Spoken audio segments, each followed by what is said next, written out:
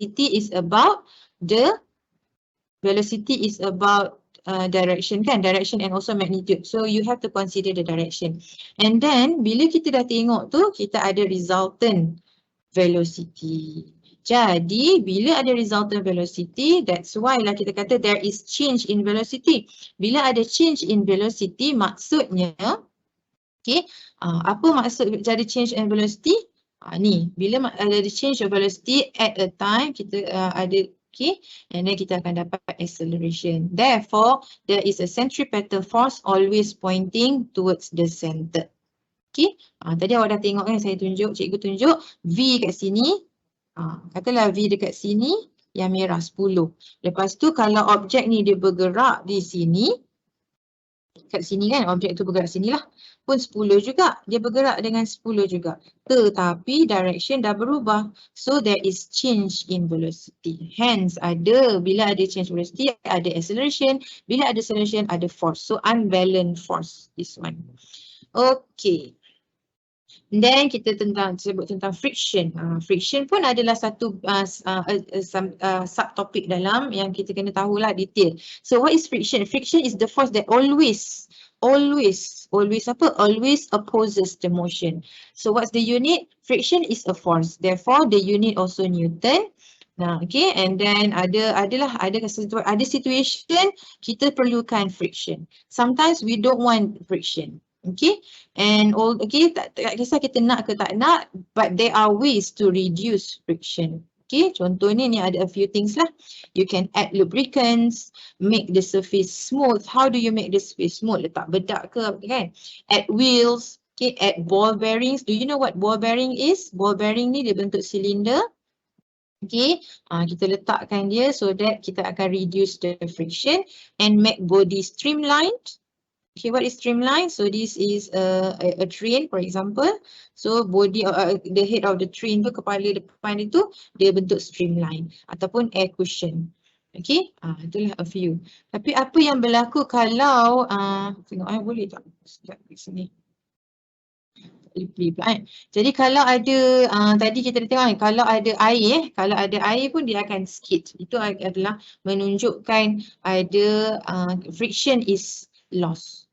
Okay, kalau nak ni gambar tadi tu nak menunjukkan ada friction loss.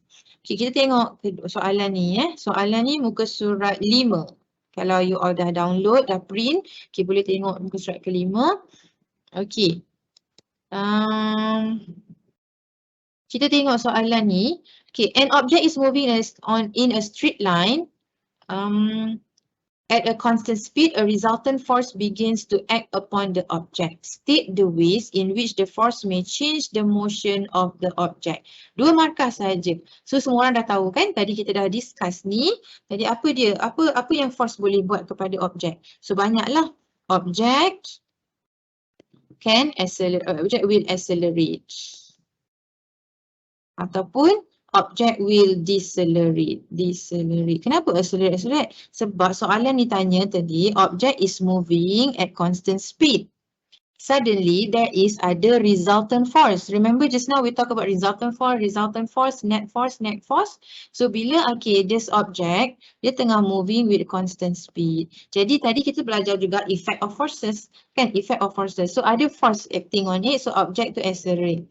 Resultant force ada, so object accelerate ataupun decelerate. Now, what happen? Bila ada, apa lagi yang boleh berlaku? What else can happen? What are the effects on the object? Okay, so the object also may change its direction. Okay, ataupun not only that, maybe it can move in a curve. Tadi kita dah baru bincang tadi kan, kalau dia moving in a curve ataupun dalam bentuk circular motion, dia ada resultant force. State one other effect of force could have on the object. So nampak tak kat sini? You kena tahu semua situation ataupun semua effects of force tu. Dia nak one other. Jadi kita dah sebut tentang acceleration, movement, direction, apa lagi? Kita tak boleh kata dia stop. Boleh? Stop. Okay, so kita boleh cakap change kat sini, shape dia lah. It can change shape or size. Okay, Dapatlah markah. Ni 1, 2.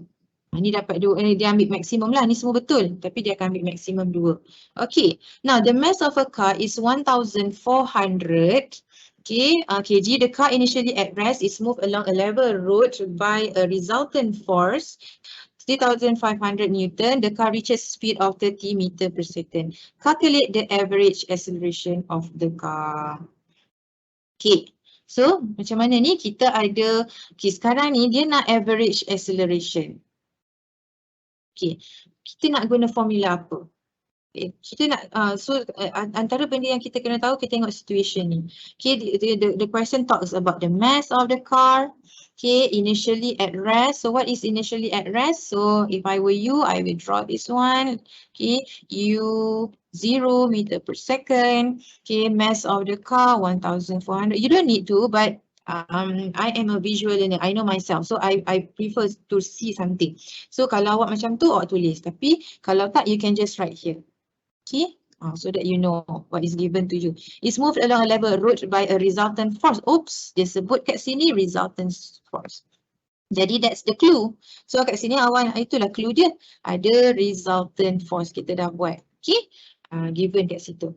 Hence, we can use the formula F net ataupun F resultant equals to M times A. So kita nak apa? Kita nak acceleration. Jadi tak payahlah highlight. Saya highlight sebab for you to see. So acceleration is 3,500 Newton over the mass. What's the mass? 1,400 kg. Saya tulis unit terus so that I will not forget at the end.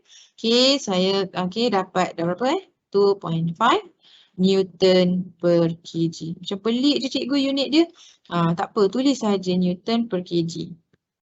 Okay, tapi kalau awak tahu nak unit dia yang lain, awak bolehlah tulis apa dia. Kalau tahu meter per second square. Tapi ini nak sama je ni dengan ni. Okay, cuma kalau awak tak sure, tulis je apa yang awak dapat daripada pengiraan tu. Calculate the time for which the force is applied. Okay, jadi kat sini kita tengok tadi, awal tadi kita tengok kan apa yang kita kena tahu tentang motion. So salah satu yang kita kena tahu tentang motion ialah ni, formula ni. Jadi macam ni kita nak tahu, jadi kena biasakan buat soalan supaya semua tu ada dalam kepala lah kan. Bila tengok soalan kita tahu dah macam mana nak tackle soalan tu. Jadi formula apa yang kita boleh guna guys? Berapa? So formula apa? A equals to V minus U over T. Dan ni sebenarnya tak susah. Kita masukkan saja nilai-nilai yang kita ada. Do you know the V? Yes. Ni. Okay, 30. Do you know U? Yes. 0. So that is the speed. So this is the unit given to you and time. So what's the time? Okay, dia bagi tahu tak masa dia? Tak, time tu yang kita nak cari. So acceleration tadi kita dah kira. So kat sini 2.5 meter per second squared. So tu tekan calculator 30 over 2.5 kita dapat 12. Okay, meter cancel out. SS tu tinggal 1 saja. Jadi betul lah unit dia S. So I will not forget sebab I write there. I wrote it there. Jadi kalau awak tak tulis, jangan lupalah tulis unit at the end. State the name of force which opposes the motion of the car. Tadi kita dah bincang. So the name yang always opposes adalah frictional force. Okay, terima tak drag sebab so ini adalah objek yang moving dekat darat. Jadi kalau ni kereta ke objek apa-apalah bolehlah terima, drag pun boleh. Okay, drag. Ataupun ada student dia suka sebut air resistance. Pun betul, tak salah. Okay, so apa lagi dalam topik general physics ni? Okay, about Hooke's law. Okay, Hooke's law. What do you know about Hooke's law? So Hooke's law is about what is Hooke's law? So kalau soalan tanya Hooke's law tu apa? Hooke's law is the relationship ni, tengok ni. Apa relationship tu? Force is directly proportional to X. Alright? So what is F? What is X? Jadi kalau awak jangan tulis macam ni dalam exam. Okay, awak tulis macam mana? Awak tulislah penuh. F tu apa? X tu apa? So X tu adalah extension. Okay, so macam mana eksperimen ni? So pernah buat tak pernah buat? So this is the experiment. Okay, ada clamp, ada ruler, ada spring, masses and ada pointer dekat situ. Jadi kita tengoklah berapa extension. Extension tu length initial dengan length final. Length final minus length initial dapat extension. So from this relationship, okay, kita dapat equation F equals to Kx. Now, what is K? Okay, kena tahu. Okay. So sekarang ni adalah the right time for you to know of everything. Okay, kita dah hampir kepada IGCSE, mock pun dah dekat. So K is the stiffness ataupun kita panggil the gradient kan, the strength of the spring. Okay, stiffness of the spring. Okay, spring constant. Okay, macam-macam nama dia tapi semua benda yang sama. Okay, so usually kita panggil spring constant ataupun spring constant measuring the degree of stiffness of the spring. So bila kita dapat experiment, this is an example of activity, you apply Hooke's law. So bila kita dapat macam ni, can you get the spring constant from the experiment ataupun from the activity? Yes. How? You find the difference between the forces. Okay, and then you divide with the extension. So, ni dapat example of calculation of spring constant. Unit dia Newton per meter. Alright, now look at this graph. Okay, are you familiar with this graph? Okay, tak kisah familiar ke tak, tapi kena familiarkan diri. Okay, kat sini adalah line apa? Ni adalah line. Where is my black color pen? Okay, so kat sini adalah line extension. Kita panggil Okay, extension. Nampak unit dia meter boleh, sentimeter pun boleh. Lepas tu paksi X kita, paksi X kita adalah force. Okay, now perkara yang paling penting saya nak highlightkan, takut tak pernah perasan limit of proportionality. Okay, apa maksud limit of proportionality? So selain daripada you kena tahu dia punya maksud, you kena tahu nak plot dekat mana. Kalau soalan gambar, dia bagi gambar, dia kata mark with X ataupun label with X the limit of proportionality. So ini dia. Okay, dia bukan dekat curve, dia bukan dekat tengah-tengah center. Tak, dia dekat, dia sebelum kepada curve tapi menghampiri curve ya. So what is this limit of proportionality? So limit of proportionality is the point. It is a point. Okay, point apa? It is a point beyond which Hooke's law is no longer true when stretching material. Maksudnya, okay, bila awak buat eksperimen, katalah awak buat eksperimen, this is the force. You apply force kat sini, katalah force 10 Newton. Jadi awak nampaklah extension dia, katalah 5 cm. Tapi awak buat eksperimen tu, awak buat sampailah awak letak dekat sini, katalah sini kan. Okay, sini awak dapat katalah 30. So, kat sini extension dia katalah 10 cm. Contoh Now, awak tambahkan lagi. Awak tambahkan lagi load kat sini. Contoh kan ni, load ni. Awak tambah lagi. Bila awak tambah lagi, and then now the load is higher than 30. For example lah, ni contoh lah. Kan, 45. So, bila lebih daripada situ, kita dapat satu extension. Okay, now, after you remove the load, you tengok you punya spring tu dah takkan kembali pada asal. Dia dah macam loose dah. Kan? So beyond Hooke's law ni no longer true. Hooke's law dah tak boleh apply. Okay, dia tak boleh come back to its original position. Okay, alright. And then elastic limit and then the word compression. Okay, elastic limit is the point beyond which the material you are stretching becomes permanently stretched. Dah langsung dah terosak teruslah maksudnya elastic limit ni tapi ni berlaku sebelum spring to break. Okay, so this is about Hooke's law. Okay, so this is a question. Force, okay, ni dalam 1.5. 1.5 ni agak besar, dia macam-macam ada effect of force and then Hooke's law. So 3A1, okay, awak tengok ni dalam page 4. You all punya page 4, saya patah balik. So on figure 3.1, draw a graph of extension against load of spring which obeys Hooke's law. Jadi dia sebut tentang Hooke's law, dia kata tentang a graph against extension. Jadi graph kita macam mana rupa dia? Betul. Okay, graph kita berbentuk begini. Okay. Tak payah buat yang curve tu. Sebab dia kata apa? Dia kata OB. Jadi bila OB tak payahlah buat yang curve-curve kat belakang tu. So state the word used to describe the energy stored in a spring that has been stretched or compressed. So ini gabungan dua chapter, dua subtopik, energy dan juga Hooke's law. Jadi state a word used. Energy ni stored in a spring. Jadi spring ada energy apa? So kalau tengok pasal energy ni pun satu big chapter. Kenapa dia big? Sebab ada banyak benda. So these are types of energy. Ini dalam 1.7. Saya macam melangkau pula. 1.7 is about energy, work and power. So walaupun awak kata ini belajar masa form 1, ini akan awak kena recall balik. Types of energy ada banyak. GPE, gravitational potential energy. Lagi ada apa? Elastic potential energy. What is that? Elastic potential energy, awak kena tahu juga nama dia apa. What is the meaning? So elastic potential energy is the energy in a stretched or compressed object. And then kita ada chemical, and then kita ada electrical, nuclear energy, light energy, sound energy. What is sound energy? Energy given out by vibrating object. Kalau keluarnya awak rasa awak boleh jawab, kalau boleh alhamdulillah, kalau tak boleh kita kena tengok balik dia ni, definition setiap ni. And then heat, what is heat? Ni keluar dalam tajuk, ni masuk dalam tajuk heat lah ni . So heat adalah a kind of energy. Kinetic, kinetic energy is the energy in a moving object. So sebenarnya benda ni walaupun nampak simple, you kena pandailah macam mana nak tuliskan dalam bentuk definition kalau tanya. Kita go back to that question tadi. Kita pergi kat sini tadi sebab ada soalan tu.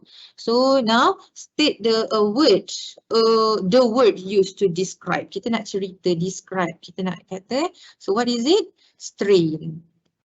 Ataupun tadi kita ada perkataan apa kita baca tadi? Kita guna ataupun elastik lah. Lagi senang lah, elastic energy.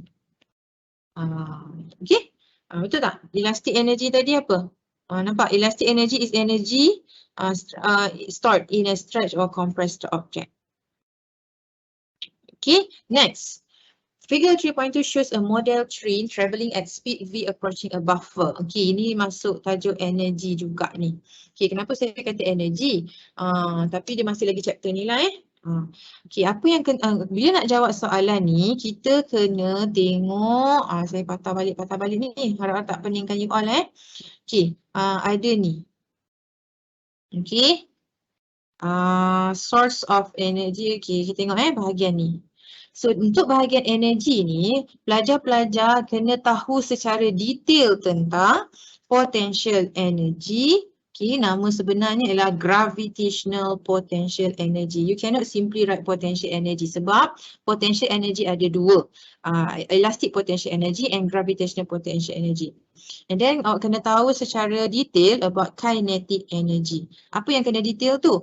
The formula. So ada formula related to gravitational potential energy which is mgh, and the formula for kinetic energy is half mv squared. And then bila kita tahu dua-dua ni, there is conservation of energy. Kita tengok gambar ni conservation of energy. Now the object, kita tengok situation object at situation 1, object at situation 2, object at situation 3. At situation 1, the object has maximum potential energy. However, kinetic energy is 0. At position 2, kita ada maximum kinetic energy. So kat sini gravitational potential energy berapa? 0. Kenapa? Sebab semua the potential energy has been transformed into kinetic energy. Again kat sini kita ada gravitational potential energy maximum balik and kinetic energy equals to 0. Jadi apa yang berlaku ialah kita conserve the energy. So energy is conserved. So because energy is conserved, kita boleh guna equation ni. Energy before equals to energy after. So mgh equals to half mv squared. Alright. Jadi balik soalan tadi kita nak jawab ni. Okay, kalau siapa tak buat lagi boleh jawab sama-sama. So kat sini, the train of mass 2.5 kg is stopped by compressing a spring. Cerita pasal spring ni.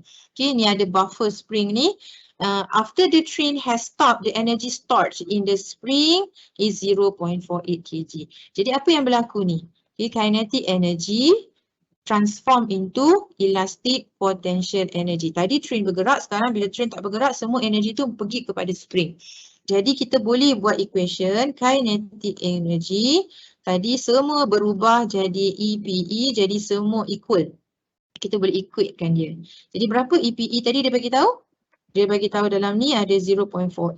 So tulis kat sini 0.48 joule. Tapi soalan nak apa? Speed. Jadi kita kena tahu formula. Jadi sepatutnya you all dah ada flashcard ke apalah tulis ya. Nak ingat semua ni. Jadi kinetic energy formulanya half mv squared.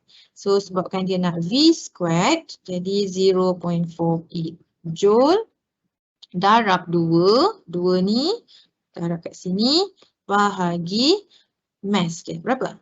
2.5 kg. Dapat berapa? Tekan je kalkulator, dapat 0.384. Tu apa? Tu V squared. Jangan laju-laju buat.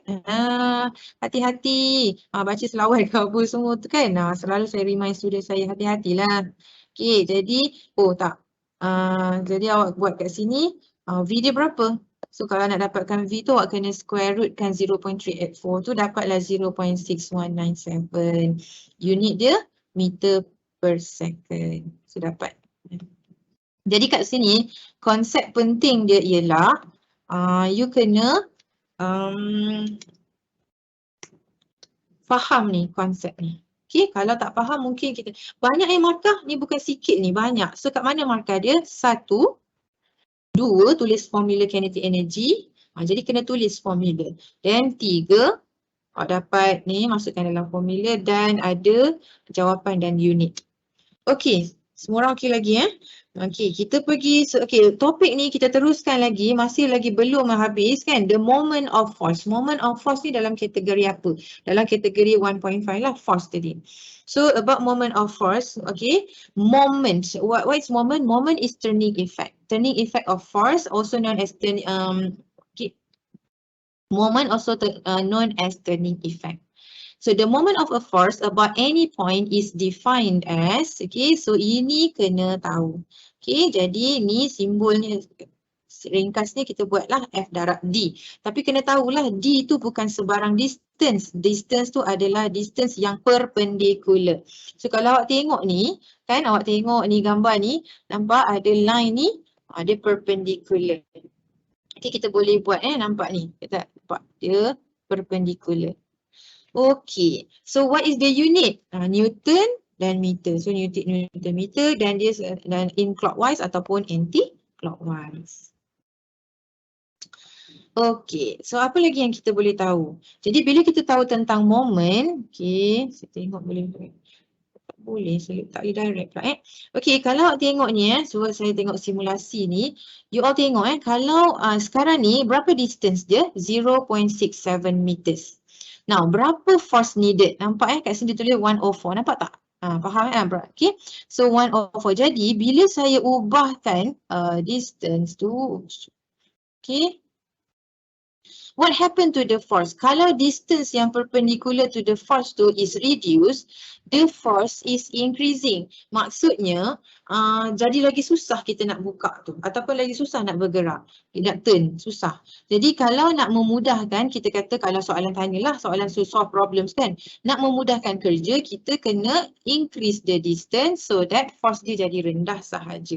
Nampak Okay, so sekarang ni, bila dah tengok tu, kita tengok pula ada konsep of principle moment. Okay, the principle of moments.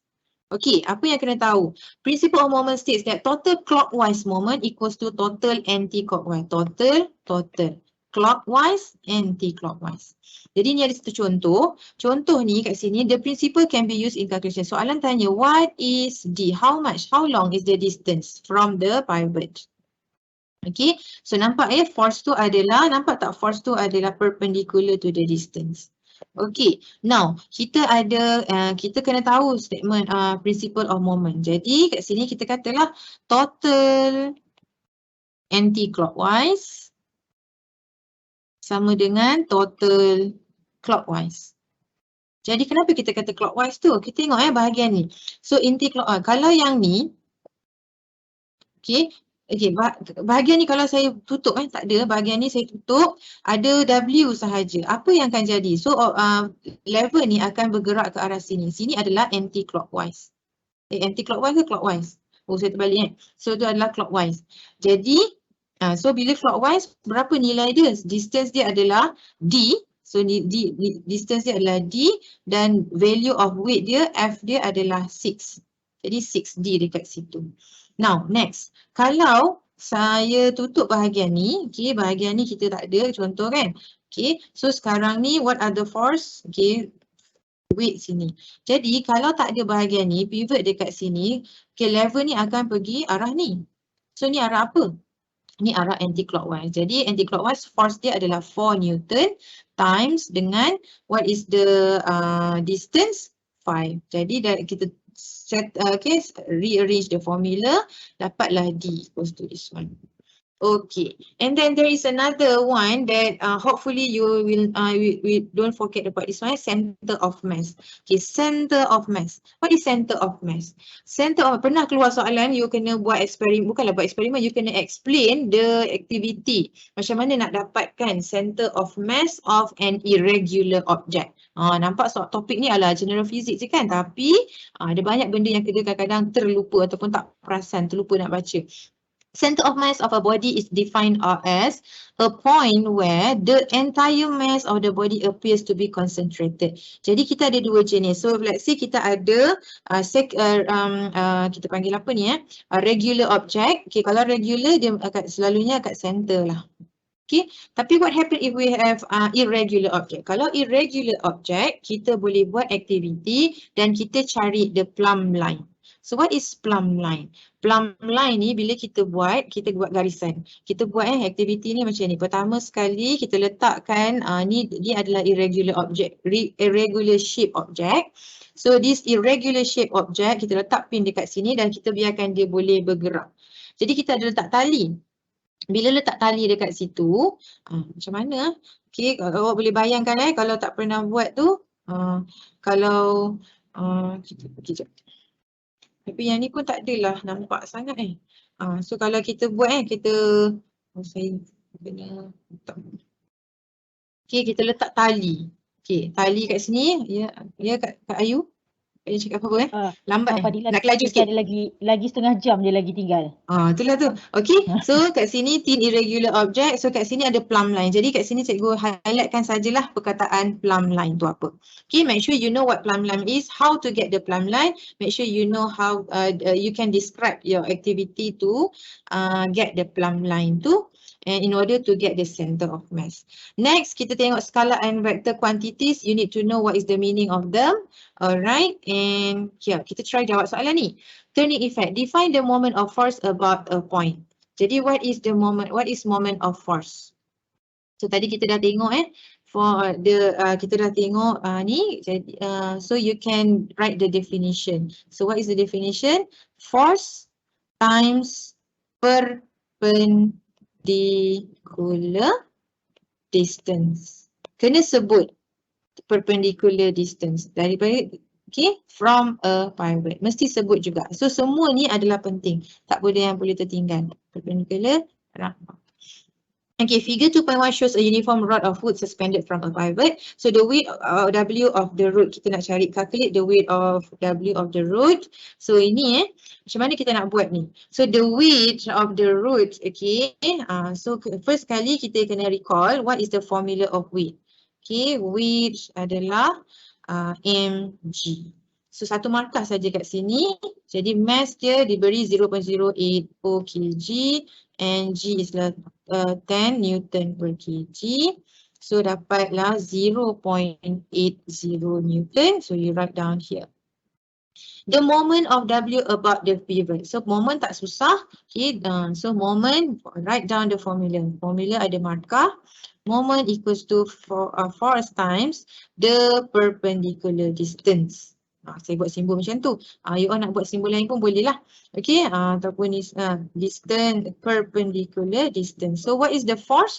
The force is the weight lah, 0.8 Newton. What is the distance? Be careful with this one. Mana satu? So kalau ini force, distance dia mesti yang perpendicular, yang ni. Jadi mana yang perpendicular? This one, 0.25. Jadi janganlah buat kerja, buat guna trigonometri, pergi tukar pula cari yang ni. Tak payah dia dah bagi direct je kat situ. 2.5 meter, so dapat 0.2 Newton meter, masukkan balik kat situ. Jangan lupa unit. Okay, from moment of force, calculate the moment F about pivot. Okay, so where is F? So sini F.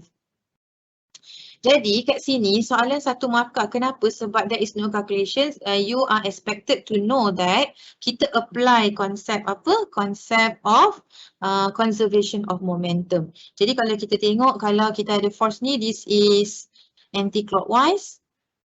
Okay, kalau yang ni akan jadi clockwise. Faham tak? Okay, alright.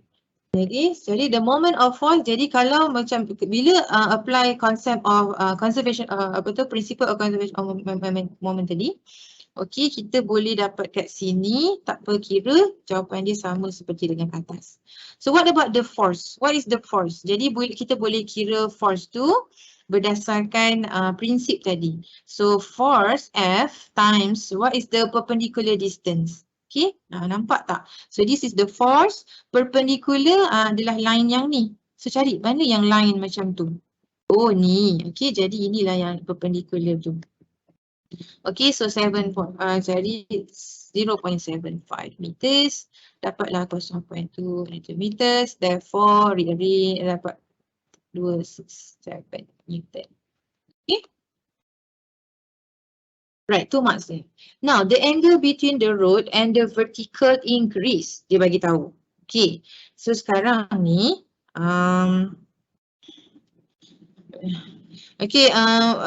state whether the force F needed to hold the road stationary must be increased, decreased or stay the same. Jadi sekarang ni soalan kata the angle increases. Apa maksud angle increases? Sekarang ni kita tengok balik soalan tu, dia kata angle and the vertical. Jadi ini adalah vertical. Vertical adalah garis lurus kan? Garis yang menegak. Jadi angle ni besar. Bila besar maksudnya kalau ini rod tadi. Okay, so if this is the rod, so new rod dia akan jadi dekat mana? Kalau new rod tu dia akan jadi di sini. So bila kat situ nampak tak angle tu dah bertambah from the vertical kan? Tadi ni je angle dia, angle 1. Sekarang ni angle 2 bertambah. So bila angle bertambah macam tu, okay, awak tengok so length dia tetap sama. Now, what happened to the vertical? So force ni sini. Okay, force tu situ. Jadi bila force itu, now look at the distance. Vertical distance makin panjang ataupun makin pendek? Makin pendek ni hatch baru. New kan? So makin pendek. Jadi soalan kat sini dia tanya, maka kita boleh jawab soalan ni. The perpendicular distance from pivot of F decreases. Ini yang saya tunjuk tadi lah, the vertical tu dah berkurang. Hence, so force is now becomes greater. Tadi saya dah tunjuk dekat simulation kan. Bila pendek, makin pendek distance tu dia akan ada force yang besar. Okay, soalan ni agak cabar lah awak kena jawab ni macam mana ni. Okay, saya dah tunjuk ni dekat saya siap. Okay, kalau nak buat ni you all kena sign up kan. Alamak. Sekejap personal account, work account. Sebab yang ni kan kita nak kena guna sekejap. Alhamdulillah.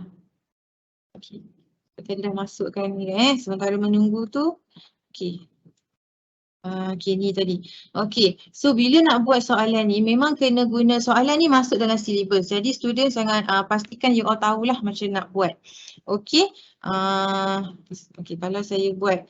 Okey tengok pertama ini saya cikgu dah buatkan siap-siap, tapi kalau kita tengok first kali the boat in B is moving due west at speed. Jadi okey.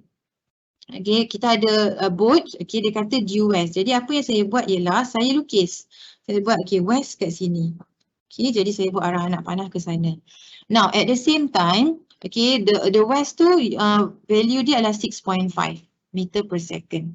Okay, now the water is moving due south at 3.5. Jadi ada air yang bergerak. So pergerakan air tu arah dia south. Arah south. South kat mana? Sini. Jadi begini. So south the value V tu 3.5 meter per second. Okay, so now the speed will draw a scale diagram, determine the size and direction of the resultant of these two velocity. Kalau awak tak pernah buat ni, agak bahayalah sebab takut gabra ke apa nanti kan, walaupun benda ni nampak macam senang. Okay, first what you need to know. Okay, bila awak nak buat ni, first you need to determine your scale. Awak tentukan dulu scale awak nak guna berapa. Jadi kalau saya tentukan saya nak guna 1 cm equals to 1 meter per second. Ini bukan force maksudnya sekarang kita tahu vektor velocity adalah vektor. Jadi dia pun boleh buat bentuk anak panah. So first what I do, okay, mana yang saya buat dulu? Saya buat ni dulu. Okay, line I can choose whether I want to use this line first ataupun ni. Jadi I choose to use the horizontal line. So horizontal ni berapa nilai dia? 6.5. Jadi saya ambil pembaris, saya ukur, okay, betul-betul ikut pembaris 6.5. Okay, jadi sekarang ni saya startkan sini 0. Jadi pastikan dia 1 cm equals to 1 meter per second. Jadi 6.5 jadi 6.5 cm. 1 cm, 2, 3, 4, 5, 6.5 cm. Okay, kemudian of course the second vector adalah apa? Second vector adalah V yang 3.5 yang hijau tu Okay, jadi saya buat betul-betul 3.5 cm. Kena ukur 3.5 ni 89 tak betul. Jadi kena betul-betul 90 sebab dia kata dekat south. Jadi south tu 90 degree. Okay, sekarang ni awak tengok pastikan kat sini ada rules yang kita kena guna head to tail. Head, tail, head, tail. Tadi saya dah sebut kan? Head tu kalau ini kepala, ni ekor dia. So kena jumpa apa? Kepala, ekor, kepala, ekor. Jadi kalau macam ni tadi, tengok yang ni. Okay, so kalau awak tengok yang ni, ini dia kalau tengah-tengah ni tail dengan tail, ekor dengan ekor. Tak boleh, dia kena ekor kepala, ekor kepala, ekor kepala. So sekarang ni jadi saya ambil vektor yang V ni, saya letakkan dia bahagian pada ekor yang V biru tu 6.5. So daripada situ barulah kita tadi ni step 1 lah. Ni step 1, so if I choose that one, so this one become number 2. So finally, apa yang saya buat, saya ambil pembaris, tadi ni tak ada ni. So bayangkanlah, ni tak ada. Jadi kalau tak ada, jadi saya ambil pembaris, saya gariskan, sambil garis saya ukur lah ataupun bila saya dah garis, saya ukur. Okay, ukur berapa dia. Okay, so bila saya dah ukur, dapat jawapan dia 7.5 cm. Jadi 7.5 cm tu apa? 7.5 cm kita ubahkan kepada meter per second, dapatlah 7.5 meter per second. Okay, boleh So berapa angle-nya? Distance of resultant. Okay, sekarang ni ada beberapa cara untuk cerita, untuk write down the answer of the angle. So sama ada awak cakap, awak ukur angle tu daripada horizontal. So ni horizontal. So awak buat protector awak tu gerakkan sampai ke line ni. So kita kata kat sini the line is about 24, 26, 25 degree from the horizontal. Okay, ataupun 24 from horizontal. Ataupun awak nak guna bearing. Bearing tu maksudnya apa? Bearing daripada sini. Bearing tu ukuran daripada north, clockwise. Okay, so boleh jadi make sure dalam exam kena bawa pembaris dan meter ruler. Saya tak boleh kat sini sebab saya tak ada pembaris tadi. Jadi ingat tadi scale ada size yang betul and then angle kena pastikan nak buat daripada mana. So that is vector diagram. Jadi vector diagram tu kena lukis tak semestinya force. Boleh juga soalan minta lukis vector diagram of velocity. Okay. Kenapa saya tak bergerak ni? Okay. Saya bergerak tak? Tak bergerak.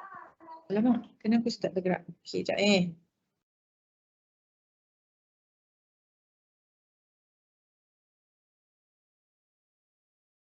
Okay.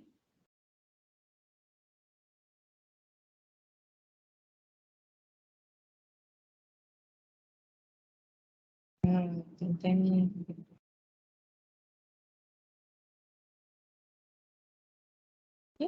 So sekarang kita masuk bahagian momentum. So what is momentum? Momentum is mass times velocity. So itu simbol dia P equals to M times V. Okay. Dan kita ada untuk yang momentum juga kita kena tahu ada momentum is conserved. Total momentum is conserved. So kenapa penting ni? Jadi kalau ada soalan, ada problems, kita boleh solve the problems based on the conservation of momentum. Now, apa statement of bila kita dah tahu total momentum is conserved, kita tahu that total momentum before should be equal to total momentum after. Okay. Jadi nanti kita tengok contoh soalan untuk selesaikan masalah ni. Okay, bila kita dah tahu tentang momentum, okay, and then so momentum equals to M times V.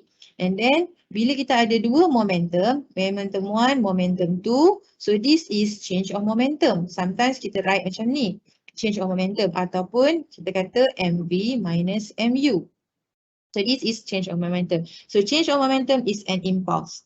Jadi impulse, so from this formula, F equals to MA tadi, dan kita tahu juga formula acceleration equals to V minus U over T. Jadi kita gabungkan dua-dua ni, kita dapat impulsive force. Kita dapat momentum. Formula and kita, okay, so this is momentum. Daripada situ kita boleh dapat impulsive force. Okay. Dan satu lagi yang kita kena tahu, impulse juga boleh dikira daripada area under the graph if you have the graph. Okay, kalau tak ada graph tak perlulah. Okay, tapi kalau ada graph, sebenarnya graph tu area under the graph gives you the impulse. So now look at this question. Okay, soalan ni, okay.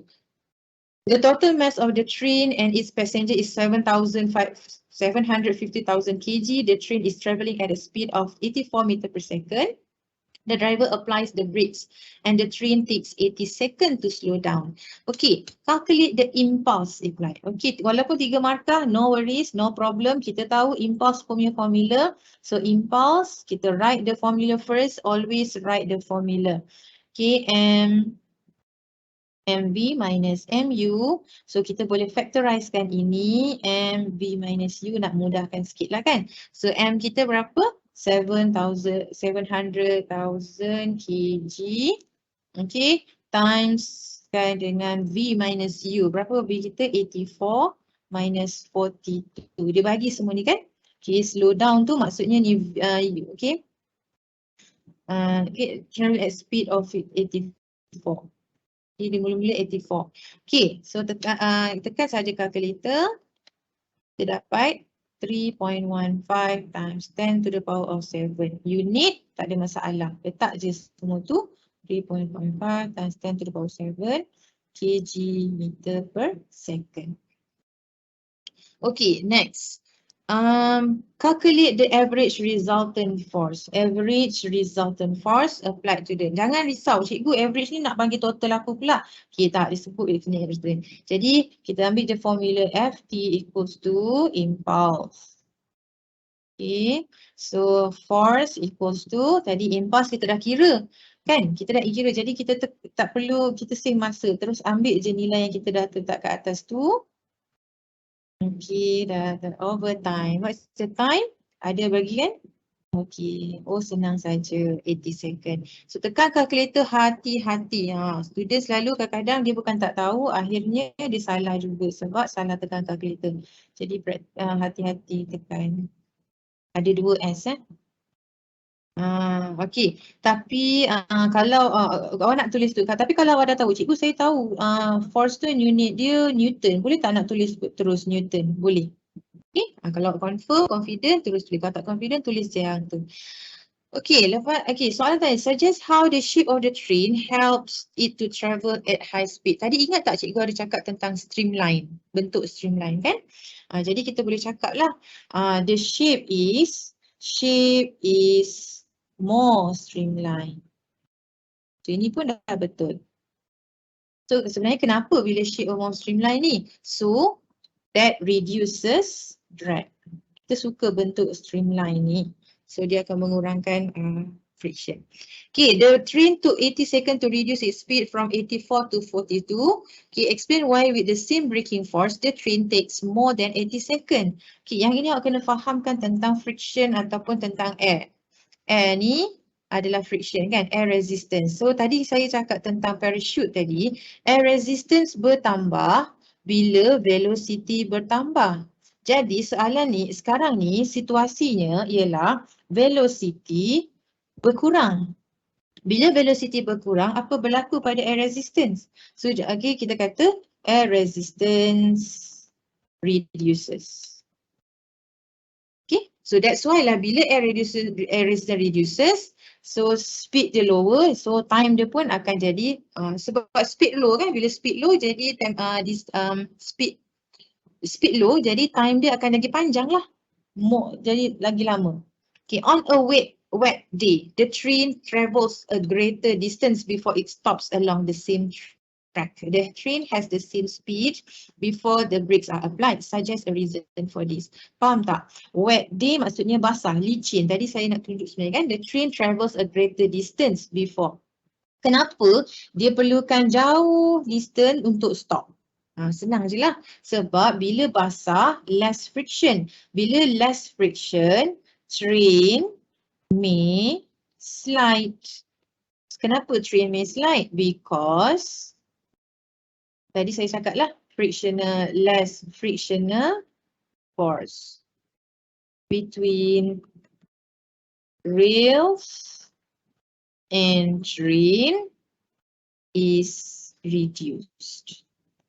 Okay, soalan seterusnya. Okay, yang ni saya tak panggil sebab sama saja impulse, dia suruh cari speed. Okay, sama je. Cuma kalau dekat, okay, yang ni pun tak ada masalah sebab awak tahu dah impulse tu apa. Apa tadi? Impulse equals to Ft. Kat sini awak tak boleh guna mv minus mu sebab kita tahu ada F dengan time sahaja. Cuma time dekat situ dalam millisecond. Jadi itu hati-hati ni, milli tu sama dengan 10 negatif 3. Okey. Yang lain ni semua kita tahu nak buat. Okey. Now, state the energy transfer that takes place as the ball changes shape during the contact between racket and the ball. So, apa dia? Okey, sekarang ni racket. So, ni ball. Okey, racket ada apa? Racket ada tali tu kan, strings tu. Jadi apa yang berlaku ialah kinetic energy change to elastic energy. So kat mana tu? So yang ni tali ni tu. Okay, tali ni dia from kinetic energy dia jadi elastic energy. Ataupun bola tu pun sama, dia bentuk kan, dia ada stored energy. And then number 2, the ball leaves the racket. So bila ball leaves the racket, elastic tadi tu energy tukar balik kepada kinetic energy sebab dia leaves kan, dia bergerak. Okay. So kita dah tengok types of forces. Okay, yang ni energy resources. Kena tahu juga coal, what is coal, natural gas, oil, solar, wind and hydro. Okay, the greenhouse effect. Okay, and then ini ada a few things. Okay, source, HEP, hydroelectric power. What is the advantage there? Okay, boleh cerita. What is the disadvantage? Boleh cerita. So tengok contoh soalan ni Ni, so ni contoh soalan yang mana yang ni saya tak pergi nombor 3 A, B ni biasa kita dah jawab. Okay, okay, cuma untuk soalan velocity ni, you kena apply concept of, konsep apa tadi? Conservation of momentum. Okay, tulislah dulu M1 U1 plus M2 U2. So ini semua sebelum. Equal to selepas. Selepas berapa? M1 V1, tapi kan sebab kita dah nampak dia V, maksudnya dia move together. Bila dia move together, okay, M1 kita boleh factorize kan M1 tambah M2 tu dan darabkan dengan V tadi. Ni mathematics Sebab apa? V dia sama. Jadi kita boleh factorize kan. Jadi bila kita gunakan tu, okay, ini adalah momentum before tadi. Momentum before ni kita dah ada kira kat sini. Okay, jadi kalau tadi jawapan kat sini contohlah 7.2 kg meter per second. So kita terus dia letak nilai ni 7.2 kg, tak payah tulis, tak payah kira balik. Dan perkan dengan jumlah mass tu. Berapa? 3.6 kg. So dapatlah jawapan dia 2 meter per second. Impulse ni kita dah kira, tak ada masalah. Suggest why the total kinetic energy after is less than the before. Faham tak?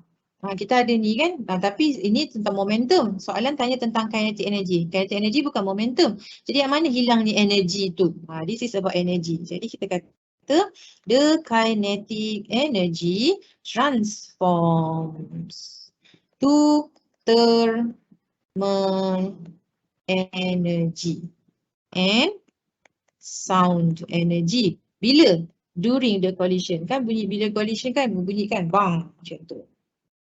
Okay, so ini adalah contoh soalan tentang energy yang mana, okay, efficiency. Ada bahagian efficiency. A solar panels receives energy from the sun at a rate 5 kilowatt.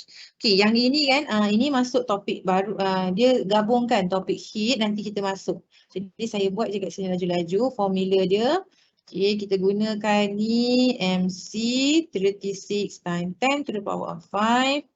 40,000. Tapi sebenarnya macam mana saya nak dapatkan ni? So isu dekat sini ialah ni, efficiency ni. So macam mana nak dapatkan efficiency tu?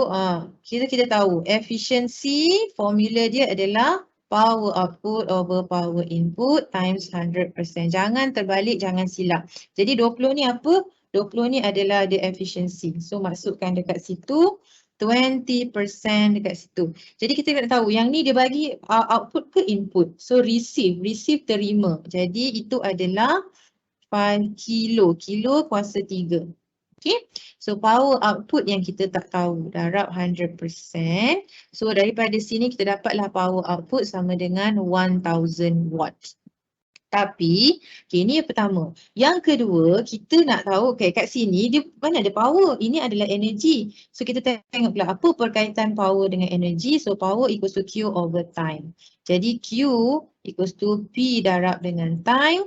So dapatlah 36 darab dengan, 1000 Berapa power dia tadi? 1000, tapi time tu dalam 1 hour. Jadi kena tukarkan kat sini. 1000 darabkan dengan 60 darab 60. Okey, yang lain tu adalah topik nanti awak akan bincang kemudian. Cuma yang ni saya nak highlightkan, kena tahu formula ni.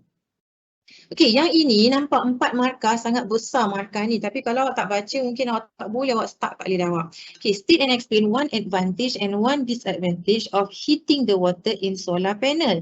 Okey, ini dalam tajuk chapter General Physics.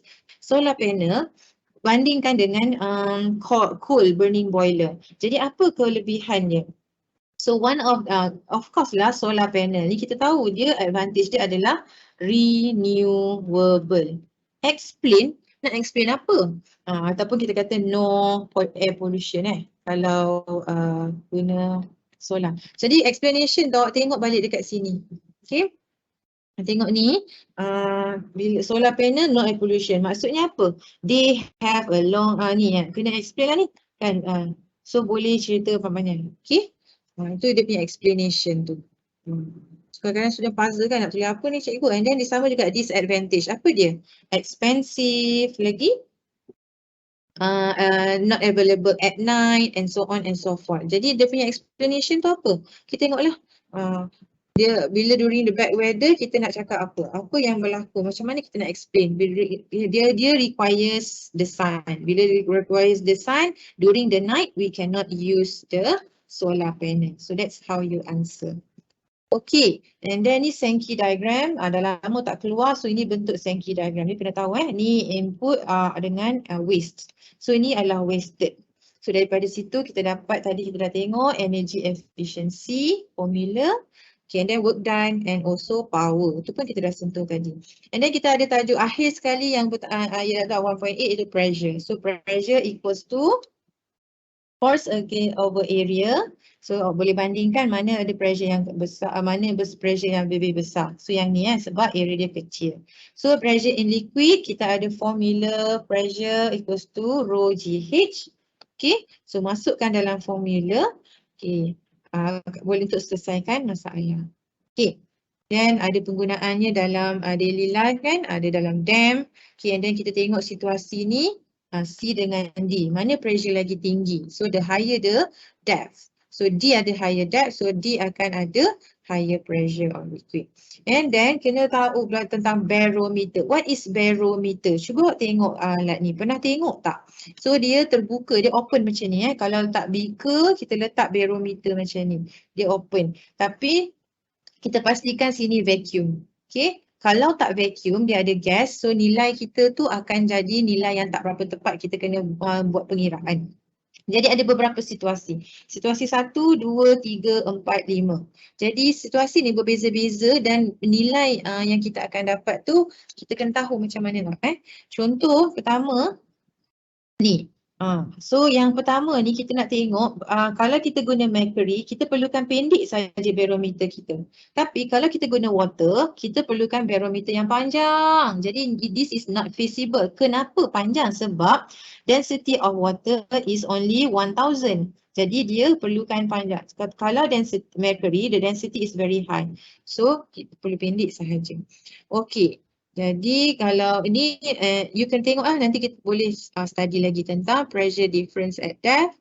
Okay, kalau sini vacuum, so boleh buat kat sini ketinggian dia 76. Okay, 76. Jadi bila 76, so 76 ketinggian tu adalah apa? Itulah dia punya atmospheric pressure. Okay. Kalau soalan tanya, what is the pressure here? So kita tengok 76 plus 20. Sebab apa? Pressure tu dah tambahkan dengan ni. Tambah sebab liquid pun ada its own pressure. Atmosphere pun tambah pressure dia. Jadi kita tambahkan dulu. Kalau dekat X pressure dia hanyalah 76 sahaja. P at the end. Okay. Now, okay, lagi 3 minit je kita ni. So another one is, tadi barometer dia straight saja. Manometer dia U, okay. So kena tahu cara, ada a few situation, 1, 2, 3. Bila sama level, pressure-nya sama. Pressure dekat point A sama dengan pressure at point B. Tapi kalau dia tak sama level macam ni, dah boleh jadi soalan lah, macam-macam boleh kira. Okay, bila kita guna manometer ni, manometer is to measure the pressure of gas. Okay. So these are a few examples. Nanti saya share lah equation ni boleh guna. So ini ada satu soalan. Figure 2.2 shows a device that measures the pressure of a gas. State the name of the device. Dah tahu tadi. This is manometer. Now, so the pressure gas is 400 Pascal greater than atmospheric pressure. Calculate the density. Okay, so what is the density? Kita nak guna formula apa? Pressure tadi, density Hg. So kita nak density, kita just rearrange the formula. Dapatlah 450 millimeters times 10. Dapat berapa? 800. Tekan kalkulator dapat meter cubic. So ingat, jangan lupa tulis dekat sini dan jangan lupa unit dia. With the gas supply, okay, connected, the top of the tube on the left is sealed. Dia seal. Lepas tu the gas increase. Apa jadi? So yang ni gas dekat sini. Jadi dah tutup, lepas tu dia tambahkan lagi. Apa berlaku? Liquid ni akan naik. Itulah jawapan dia. Simple saja. Liquid on the left rises up the tube. Kenapa? Pressure of gas higher than that the total pressure. Maksudnya kita tambahkan air pressure plus pressure from liquid column, itu dah bertambah. Okay, so ni adalah yang saya tak sempat nak tunjuk, photo gate so nanti this photo gate. You all boleh tengok lah photo gate tu apa. Okay, dah pukul 10 dah Kak Kak Ayu. Tak sempat yang lain tu. Okay. All the best semua.